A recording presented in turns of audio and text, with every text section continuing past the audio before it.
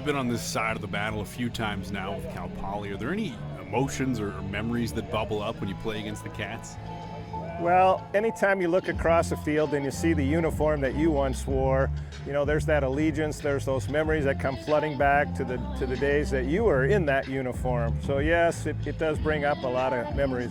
What are some of these moments like when you see Montana State? I saw you got a chance to catch up with old teammates, Dan Davies, Mike Holder's in town.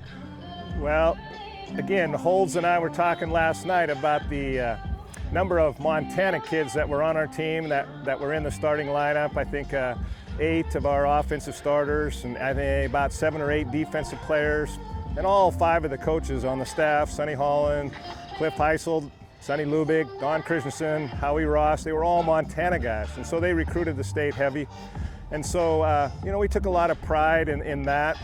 Roscoe Schmidt from Circle, actually, I think Brockway right out of there, and Mike Holder, myself, we were little small town Montana kids in the starting backfield. You know, and it's just great to see them all. Brad Dawes is down here for the game. Again, you know, once you see that uniform and you see that MSU color, it brings you back. Can you tell me about your role at Cal Poly? This is your first year as a defensive analyst, correct? It is. I retired here 3 years ago from Cal Poly. I got out of teaching, and then I spent the last 10 years as the equipment manager here at Cal Poly. And when I retired from there 3 years ago, I traveled my first year and lived in Montana my second, and then came back and coached down in Ventura last year, and then talked to Coach Walsh about something else and retirement and being active. And he said, well, you can help here. And so got into being a defensive analyst and really enjoy it. It's a different thing. As I was talking to you earlier, it's year 39 in the coaching profession for me. So it's in my blood, and I really enjoy it. It's a different thing. And I hear no one on staff watches more game film than you do. What have you seen from the Montana State offense? Right. My job as a D analyst is to scout and put together all the data on the upcoming opponent. So from a defensive point, I watch their offense.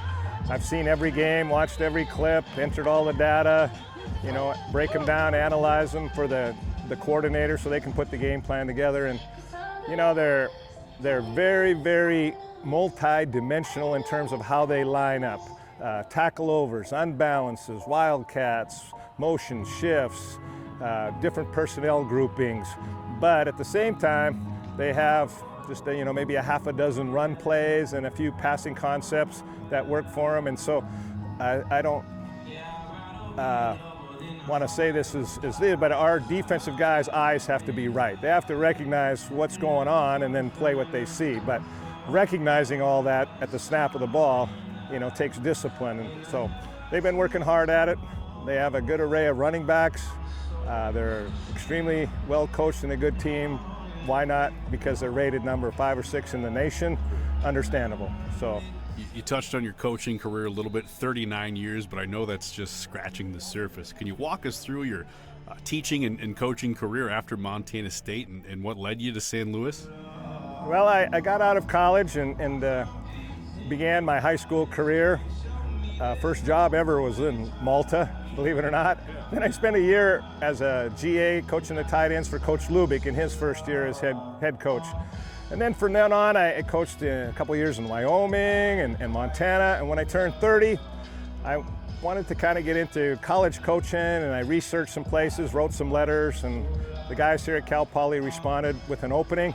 So I came here in '85, off and on, spent a number of years here and in Montana, back and forth. Grand total, again, 39 coaching years. But I've lived here in San Luis actually for 24 of my 65 years on earth. So I think I have a great Montana or San Luis, 2 great spots to be. And what is it you love about this place? Well, Cal Poly, to be honest with you, is very much like Bozeman. It's a college town, separated from other cities here in California. It's 18,000, which I think is about MSU size. It's a state school, so it's an ag engineering school. Lots of similarities, you know, and the coaches here great guys to work with, and it's just a pleasure to be here. You mentioned you retired. Football's kind of been a through line for your whole career, but what keeps you busy away from the field? Well, this thing may sound stupid, but I enjoy football on TV. I go to the high school games when I can because I coached at both the private and the public school here in San Luis. But, I like to hike and bike, and, the ocean's just, 8 minutes away. You can take off, plunk your chair in the beach, and take your book out, and you're right there, so it's kind of a good spot. When you think about your time in Montana State, are there any memories that come to the forefront when you think about those years?